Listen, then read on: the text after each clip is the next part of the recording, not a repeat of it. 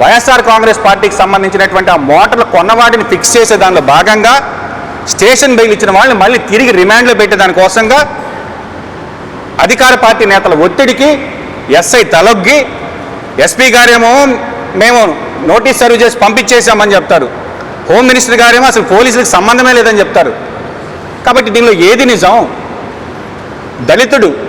ఒక దళితుడు మరణిస్తే ఆ దళితుడికి సంబంధించినటువంటి విషయాలను వాస్తవాలను మరుగుదొక్క పెట్టేదానికోసం ఆరోపణలు ఎదుర్కొంటున్నటువంటి ఎస్ఐ, ఆరోపణలు ఎదుర్కొంటున్నటువంటి కానిస్టేబుల్, అతను చనిపోయిందే వారం మంగళవారం, ఈరోజు ఏం వారం? శనివారం. 4 రోజులు గడుస్తున్నా కనీసం ఆ సంబంధించిన ఎస్ఐ మీద కానీ ఆ కానిస్టేబుల్ మీద కానీ వాళ్ళని మీరు ఇప్పటికీ విధుల నుంచి తప్పించకుండా ఈ బాధితులకు సంబంధించినటువంటి కేసు ఎవరి మీద అయితే కేసు పెట్టారో అదే ఎస్ఐ ఆ కేసుని కొనసాగిస్తే వాళ్ళకి న్యాయం జరుగుతుందా? ఎక్కడన్నా ఉందా రాష్ట్రంలో?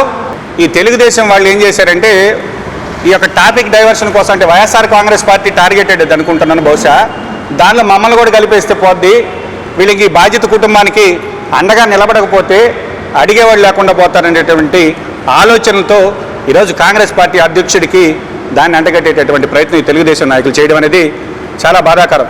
అయితే కాంగ్రెస్ పార్టీ పక్షాన్ని స్పష్టంగా చెప్తున్నాం, ఈ పోలీస్ ఎంక్వైరీ ఇప్పుడు మీరు ఏదైతే చూశారో విఆర్ఓ రిపోర్ట్ కావచ్చు, ఎస్పీ స్టేట్మెంట్ కావచ్చు, హోమ్ మినిస్టర్ స్టేట్మెంట్ కావచ్చు, కానీ వాస్తవంగా అక్కడ జరిగింది మీ కానిస్టేబుల్ యొక్క అత్యుత్సాహం, మీ ఎస్ఐ యొక్క నిర్లక్ష్యం వల్ల ఈరోజు ఒక బాధితుడు, ఒక దళితుడు మరణించాడు, ఆ కుటుంబం రోడ్డును పడిందనే మాట వాస్తవం.